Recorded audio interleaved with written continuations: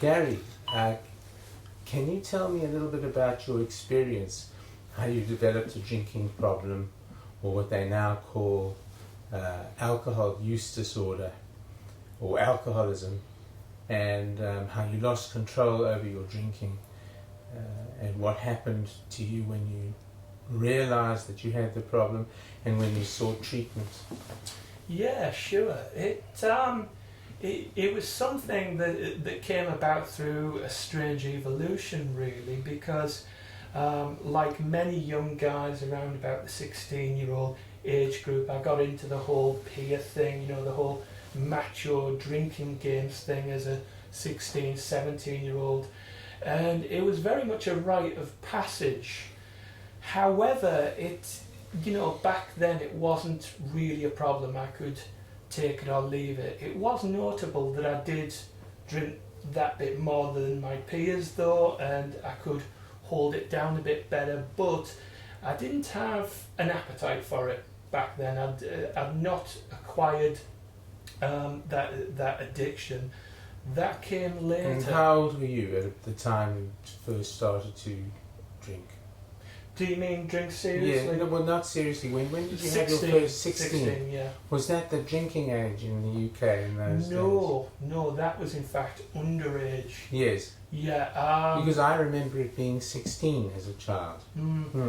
Yeah, I mean, I think that was actually, that was in fact more of the thrill, in fact, rather than going out and drinking was actually getting away with it underage. So that was part of the adrenaline with that type of risk-taking activity. Yes. Back then, and there was some fun to be had, but there was also the usual sort of teenage thing as well of trying to punch above my weight and drinking far too much and being horribly sick, and having to rack my brains to think up of some lame excuses when I look back at it now to give my mum afterwards, but that's how it started.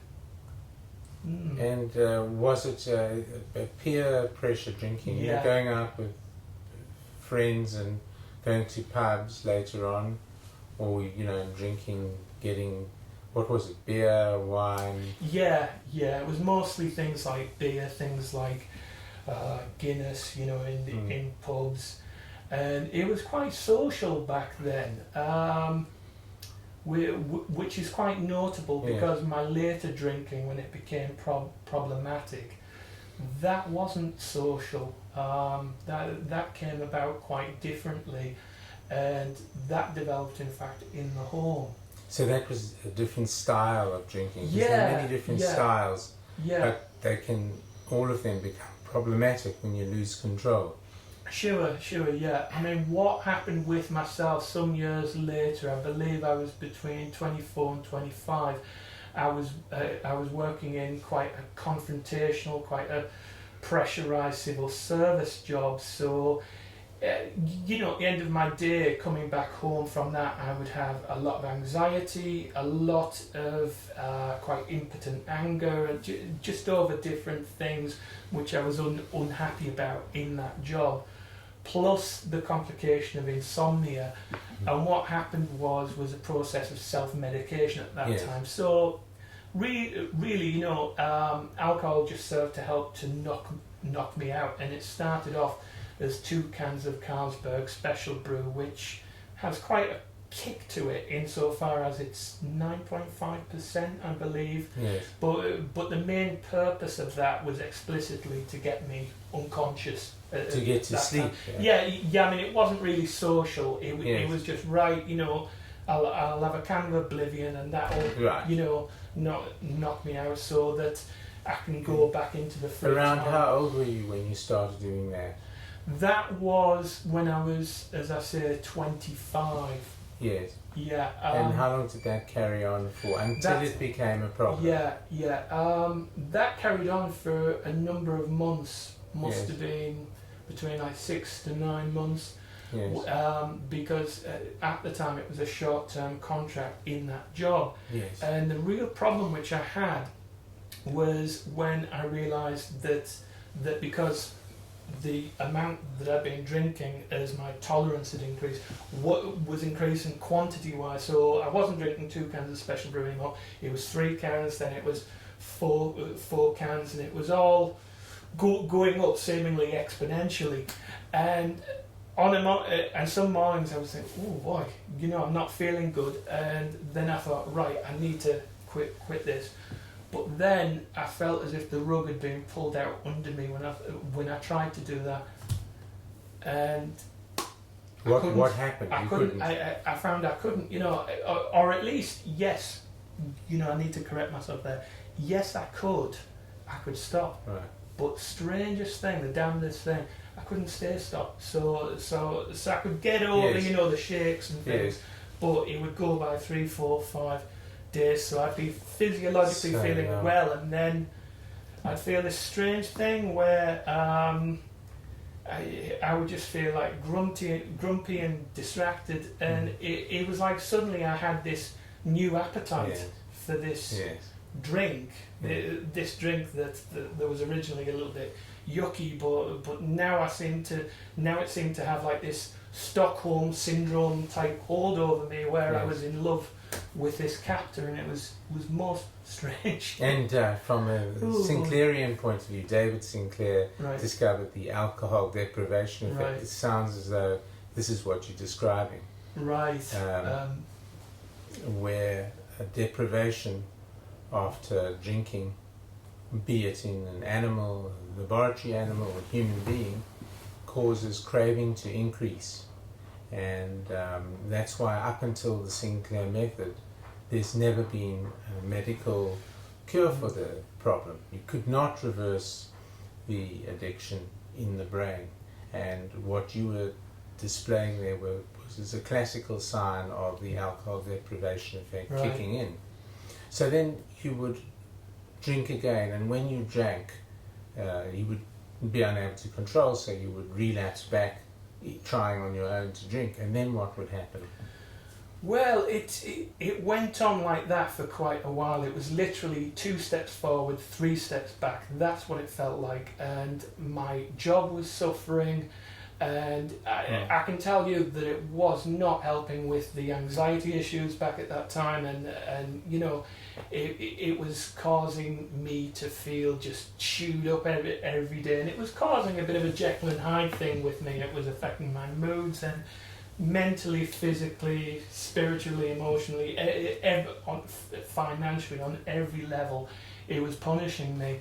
And I thought, oh man, I've got to do something about this. But and then I thought, what, you know, and that was the hard part, because being from quite a proud family, you know, and thinking, oh God, I need to ask for help here.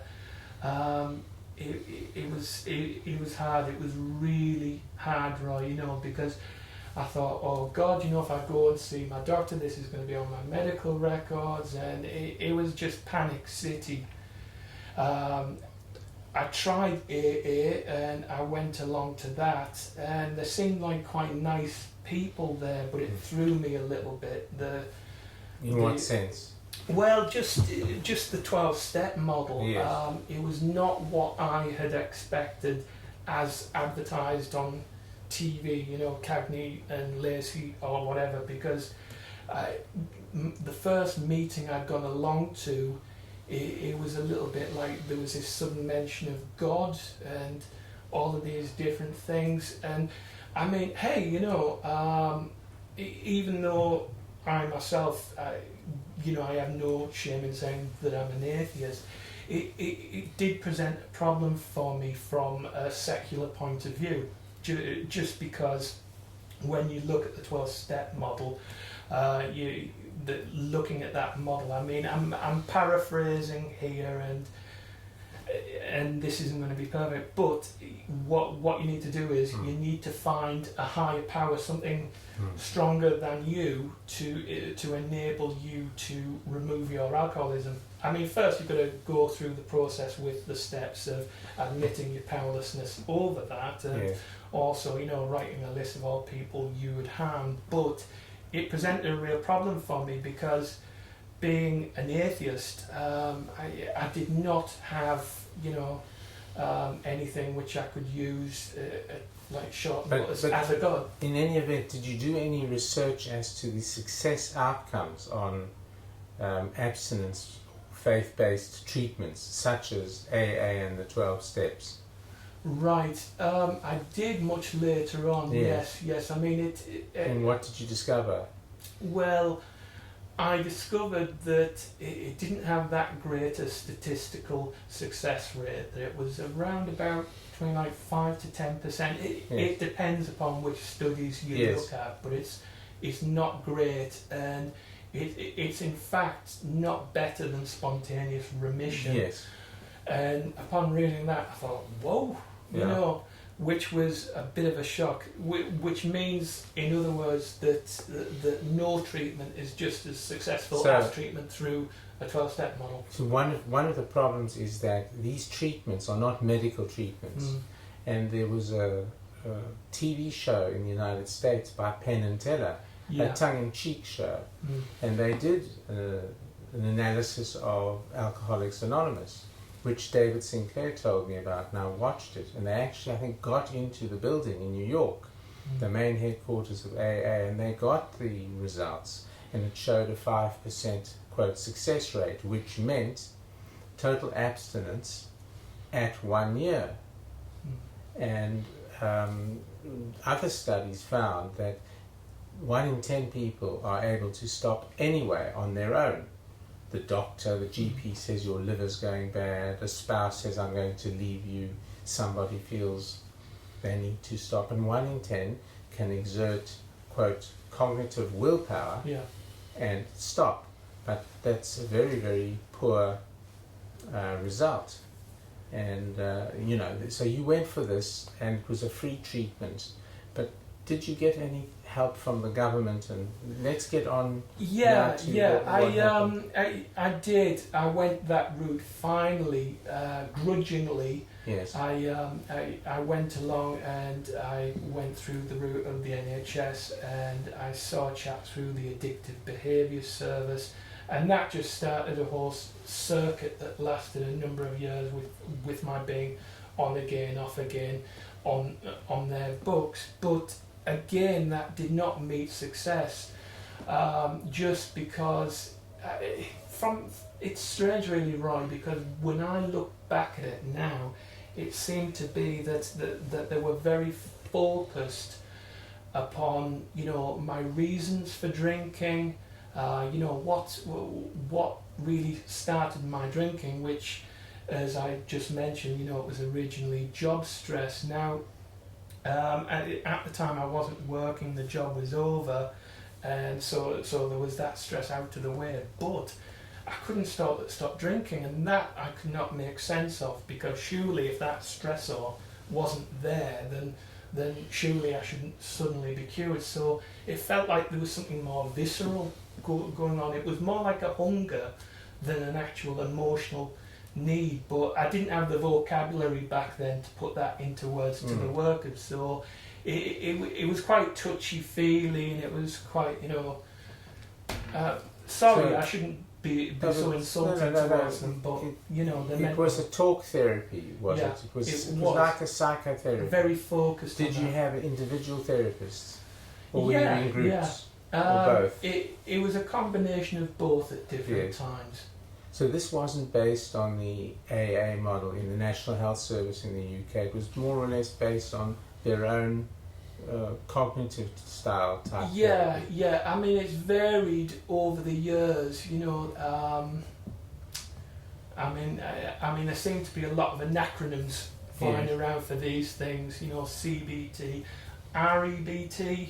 That was something. Rational emotion therapy. Yeah. Yes. Yeah, that's the one, and this is all to use the cognition, the cortical, higher cortical areas, to try and somehow use psychology to overcome the addiction. Because what I've discovered, and what Sinclair discovered, and a few others, is that it's a physiological condition. It's a medical condition for which there is now a medical answer. a tried and tested medical answer with over 100 published clinical trials, which we published in the book The Cure for Alcoholism, proving that we can treat it using an opioid antagonist medication such as naltrexone, nalmefene, which is branded here now in the UK as Sinclair, if the patient takes the medication 1 hour before drinking. They can produce extinction. So how long were you in this type of non-medical treatment before you found and discovered pharmacological extinction? How long would you say? Too long. Right, so it was 24, 25 when I first realised I had a problem. It was up until the age of 39, 40, on the eve of turning 40. So more than 10 years? Yeah. I mean, you're talking of the best part of getting on for like 20 years. So you were battling? Yeah. And did you feel that it was? You felt it was a battle? It was. It really was. I felt tired by it.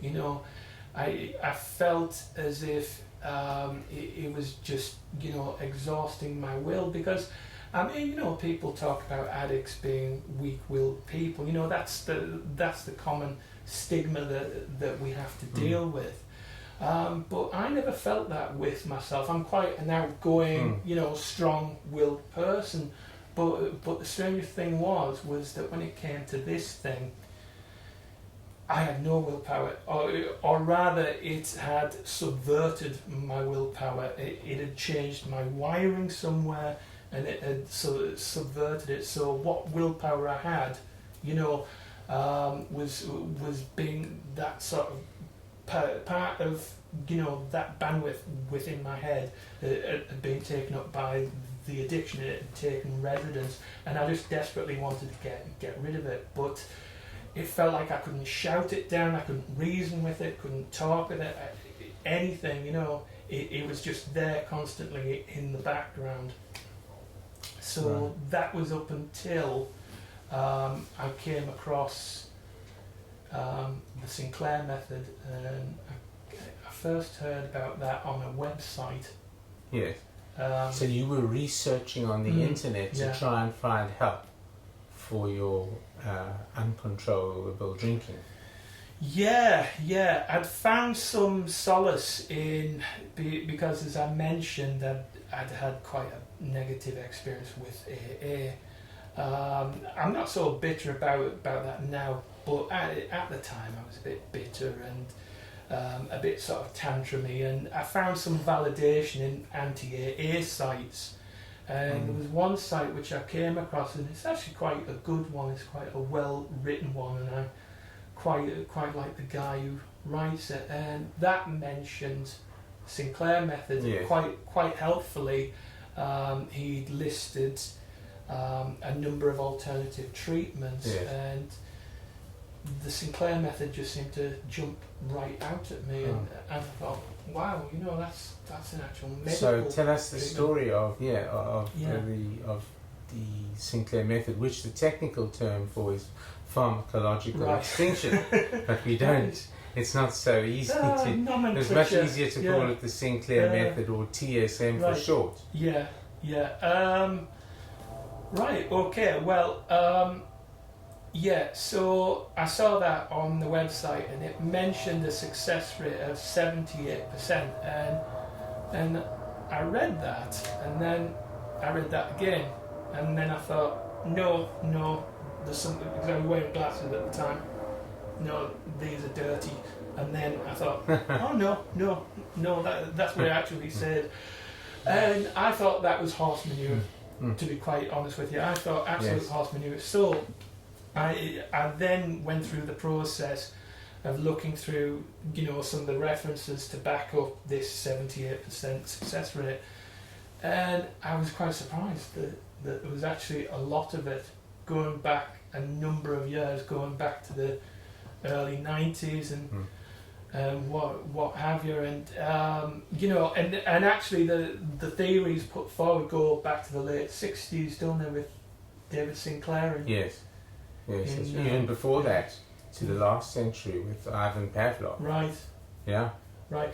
It seemed to make sense to me, and it was also quite an elegant explanation. And you know when you have one of those light bulb moments and you think, yeah, that explains it quite well. That was that, and that was when I then made the move to get your book. And as any dutiful computer nerd does, Wikipedia was the first stop, and I saw Claudia Christian's name on there, so I thought, yep, I'm going to be getting in touch with her. So on I went, boozed up on special brew. Hello, Claudia, you don't know me. And anyway, much to my shock, she actually decided to respond to this crazy Englishman. And she was in Hollywood. Right, yeah, I couldn't believe it. And anyway, that started a dialogue. And if it wasn't for Claudia, I mean, actually, I feel quite emotional here. If it wasn't for Claudia, that wouldn't have given me the momentum to actually have taken the steps to say no, I'm going to get this treatment, and I'm going to get this medication. But the real challenge was, I am really sad to say, my own health service. Right. So you couldn't get the medication, which was called naltrexone at the time. Because at the time, nalmefene or Sinclair wasn't approved by NICE or the NHS in the UK. I'm correct about that. Yeah, I soon became very much aware. So what happened? You went to the health service and said to your GP, can I have some naltrexone?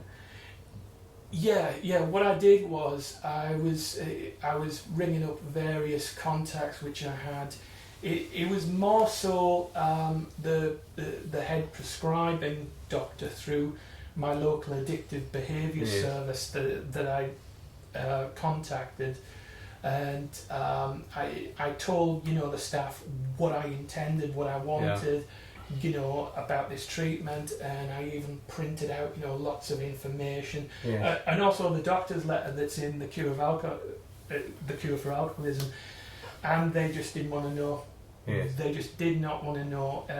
I asked for an appointment with this gentleman, and he wouldn't even grant me that. He wouldn't even speak to me.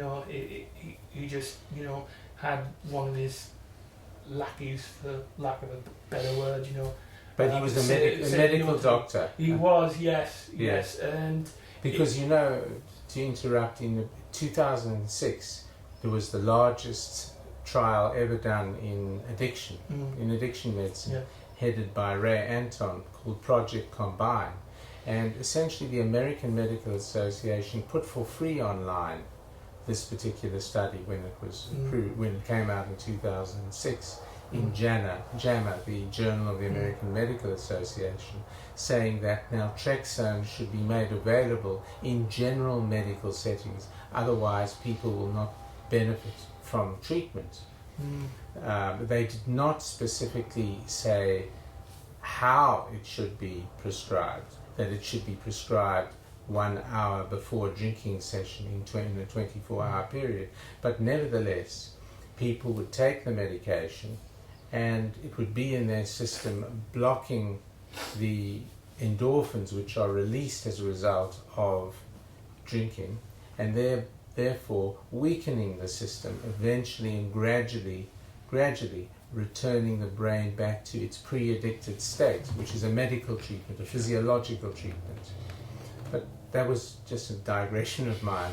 So carry on about your experience with obtaining naltrexone, how you got it, and what you did, and because you understood, no doubt, how it was to be used. Because as you know, it doesn't work with abstinence. It cannot work with abstinence, and this has been proven in many publications and in many permutations in laboratory animals and in humans.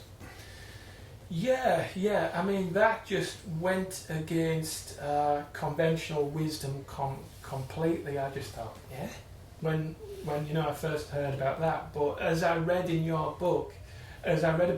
book, it started to make sense, because I started to, in my own mind, to think about in terms of it being kind of like vaccinating against the addiction. Right, yeah. So it's in combination with that behaviour, which it blocks the learning, the reinforcement of it.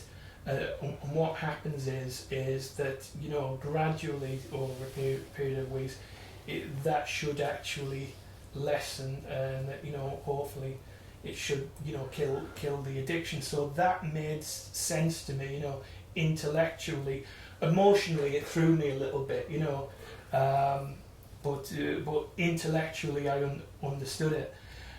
It was just, at that time, what was quite difficult for me emotionally was that I really felt as if my own health service was putting obstacles in my way, and I just felt so angry and so upset, and I feel upset talking about it. So how did you get hold of the treatment? Well, what happened? Well, I mean, what I had to do eventually was I imported it. Yes. I imported it from, I did my homework, but I imported it from a pharmaceutical company, right, based in Canada. Yes. And originally, just rewinding before then, I had looked into getting it prescribed privately through yes. Through a clinic in Scotland, but I'd been so sickened just with medical doctors and also having doors slammed in my face that I didn't want to feel like. In fact, in those days, any doctor, any medical doctor, an ophthalmologist, a neurosurgeon, had the right to write a private prescription, so long as they weren't with the NHS. You weren't an NHS patient. And many people in the UK, when they discovered the Sinclair Method, went to private GPs and they got prescriptions, and the medicine was freely available at the time. There was one manufacturer in the UK at the time. Yeah. So it was fairly expensive, but it's very, very inexpensive. And in fact, in Spain now, there is no requirement for a prescription. It's over-the-counter at pharmacies. One box per patient from a pharmacy for about €22 for 28 tablets, which is much less expensive than naltrexone. And it's also, than nalmefene. Sorry, naltrexone is about €22 for 28 tablets, but and it's generic. But nalmefene, which is not generic, is more expensive. I don't know whether that needs a prescription in Spain, but I know that Salincro or nalmefene, that is now being approved by the NHS, and people are still having trouble, although NICE in the UK and the NHS approved it. When people go to ask for it, they are denied it often. How and when did you acquire the medication naltrexone? Right, well, I'd started a dialogue with Claudia back in December 2012, and we were chatting quite a good bit into January, and I was trying to contact different health services to get it, and it wasn't until actually bank holiday April, the Easter. This is Claudia Christian. Yeah, this is Claudia Christian. She'd said to me, look man, maybe you need to look at being more resourceful here and looking further outside of your National Health Service. So I imported it, and it arrived at the end of March 2013, beginning of April, and I actually started on the 2nd of April 2013. Right. So what did you actually do? Well, I took the medication as prescribed in the book. I took it 1 hour, exactly 1 hour before taking my first drink. Just drinking my normal tipple, which was Carlsberg Special Brew back at the time. I didn't. It wasn't. I mean, I felt a little bit disappointed. Disappointed in Yes. some ways, because I didn't have that lightning bolt feeling, feeling cured from that first drink. I do recall thinking that perhaps the drink was a little bit less sugary, but I didn't really notice a hell of a difference. And anyway, I mean, I got quite tipsy that night, and I thought, oh well, in for a penny, in for a pound, I'll try it again tomorrow. It's not a get sober pill. Not immediately, no. It's not like you take it once and then bang, Yes. you're cured. So there is a commitment with this. So then, did you drink the next day with the medication? Well, I would need to have a look at my old drink diaries, but I think I did the next day again. Yes. Yeah, and it was a similar type of story. I don't think I drank nearly as much, but again, there wasn't a huge perceptible difference once I got into it, and I was, at that point I wasn't sort of pessimistic, but I wasn't massively optimistic either, but just sort of hoping it would work. And you began to keep a drinking diary. Yeah. Yes. Yeah. And how long was it until you noticed that that your craving had gone down and the actual number of drinks was within the World Health Organization's safety limits? I think it was quite quickly. It was after about a fortnight. Yes. So you would then be considered a rapid or fast responder, because the average treatment times from the research show, the research in Finland, that the trial that Sinclair and others, Professor Allo conducted, showed an average treatment time of 3 to 4 months. Some people take much longer, as much as 8 to 10 months, and some are more rapid responders, because there are individual differences in what happens to the opioid system in the brain, and then there's a genetic component, a predisposition that comes into play. So you noticed it after about 2 weeks that there was a reduction. Yeah. On daily drinking. Yeah, it was a cumulative effect. It was the fact that I didn't quite have the same appetite, the same hunger for the alcohol, and it wasn't so much a matter of perhaps the taste of it so much. It was just that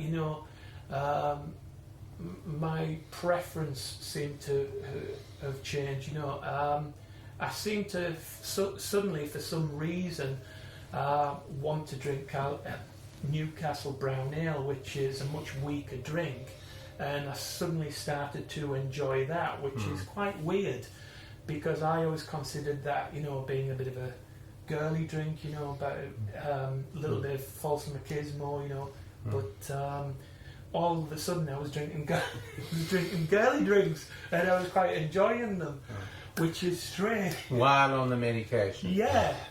So it had converted me, and I thought, okay, all right. So that went on, for 4 weeks, and I got to about a normal level. I mean, I've actually graphed it, and you can see it on my graph, and I showed it to a doctor, and the doctor said to me, well, if you can drink that amount a week, that's actually acceptable.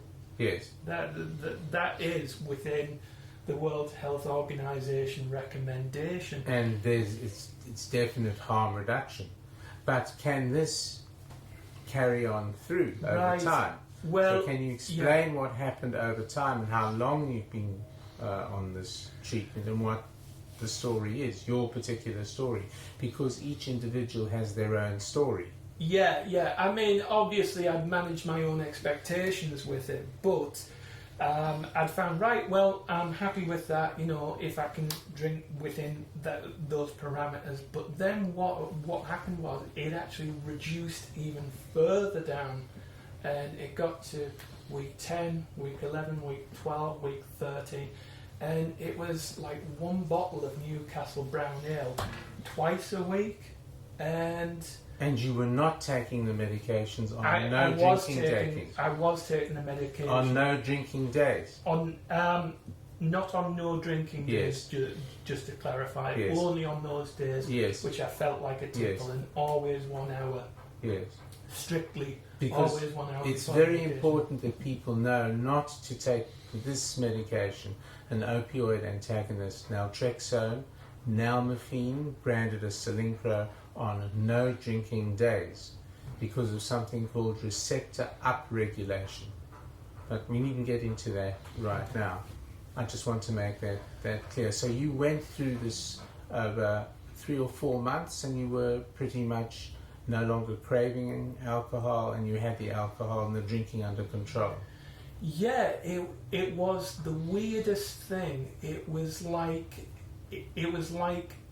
something had woken up, like a part of my brain which had been taken possession of, which had this unwelcome tenant, had actually kicked it out. Right. And I actually could concentrate again, and I didn't have this noisy thing in my head, to tell me that I needed a drink whatsoever. It had no power over me. And the beer adverts stopped as well, so that was the strangest thing. But the biggest thing was that I'd actually lost the reflex to drink, meaning that triggers didn't have the same power over me that they had before.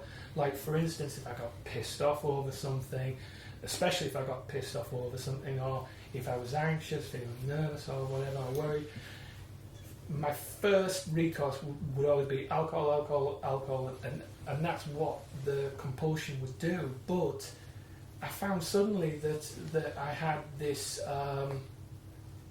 ability to actually handle stress, which I never thought that I had before.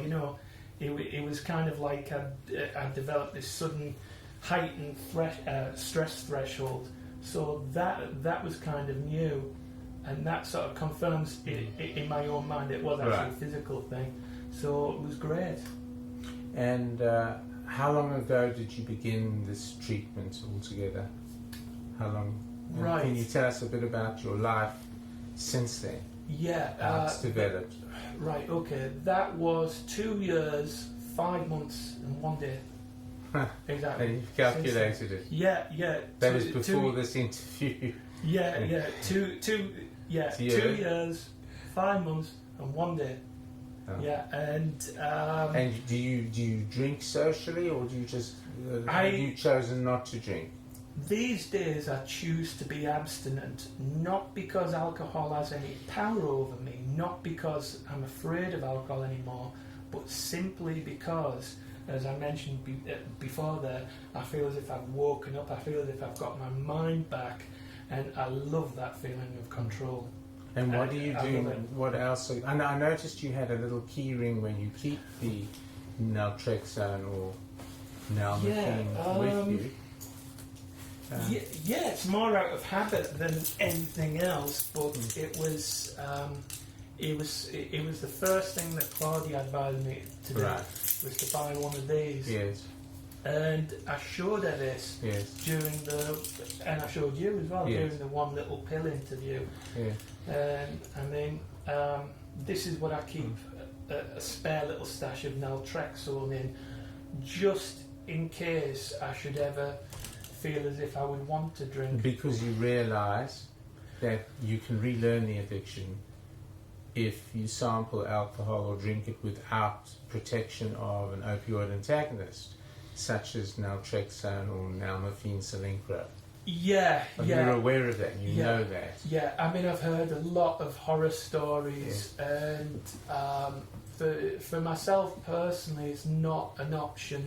What are the horror? What's an example of a horror story? I've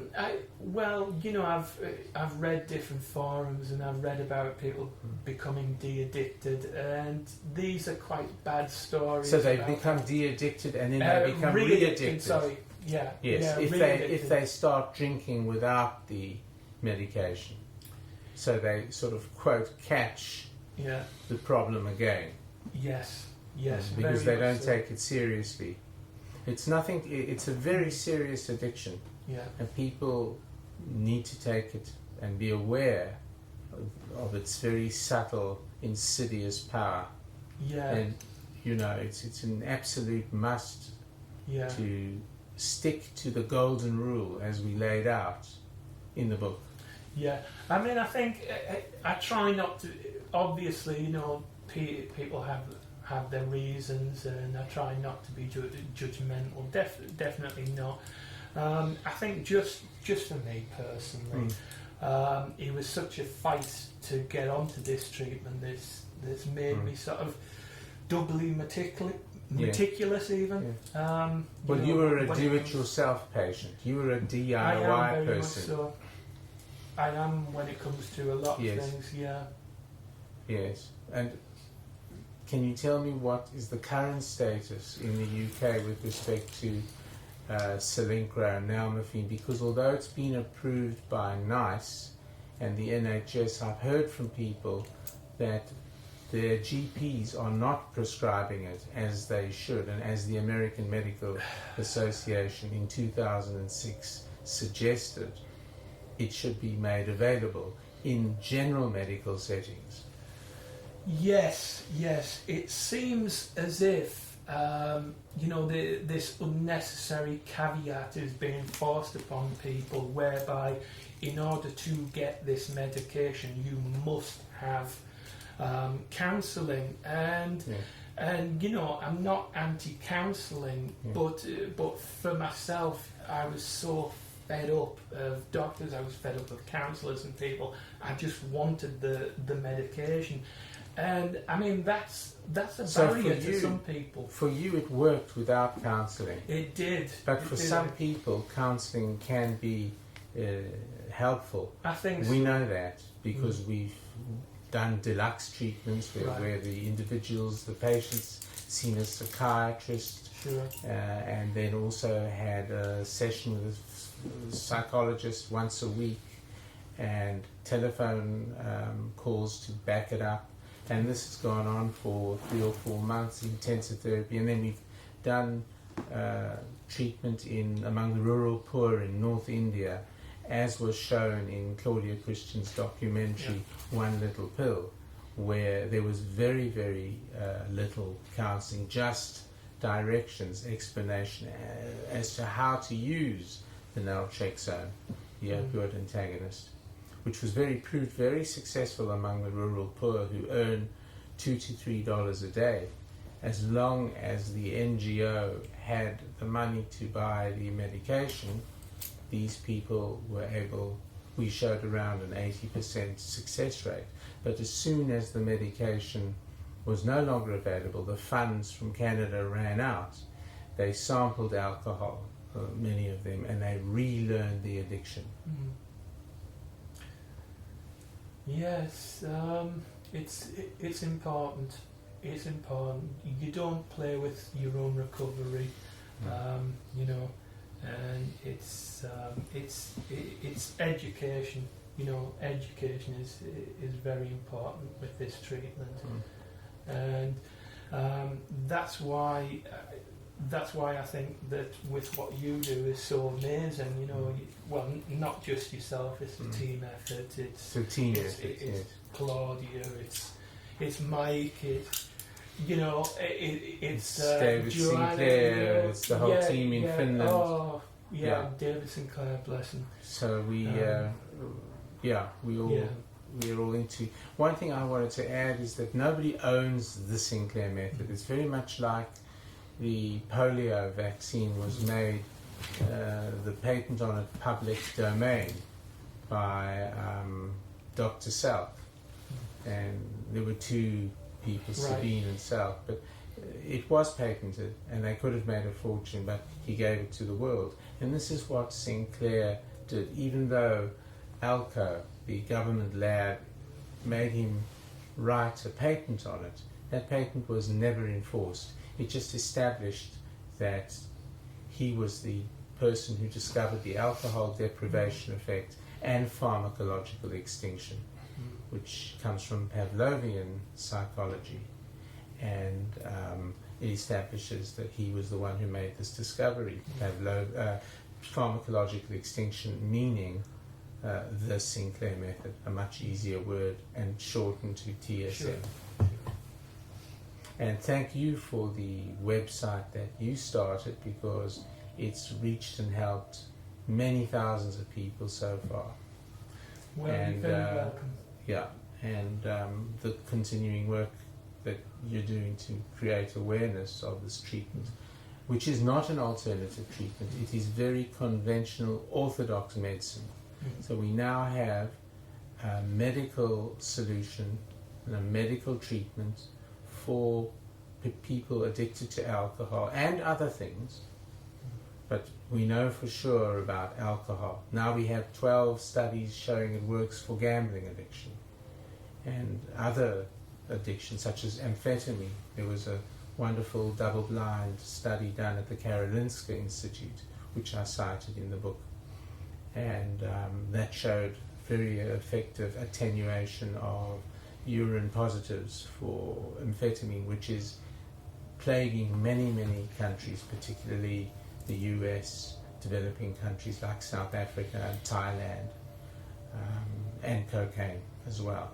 But right now, we know for sure we can reach 80% approximately of people, so long as they comply and adhere to the golden rule. Always take your medication 1 hour before drinking, if you drink. But we find that 1/3 of patients are pretty much abstinent. You've chosen that path. And 1/3 choose to continue drinking on a regular social basis. And the other 1/3 drink on and off, like at Christmas or at festivals or weddings, and they make sure they take their medication before. Those that do not take the medication pretty soon relearn the addiction and they lose control, but they can be treated again.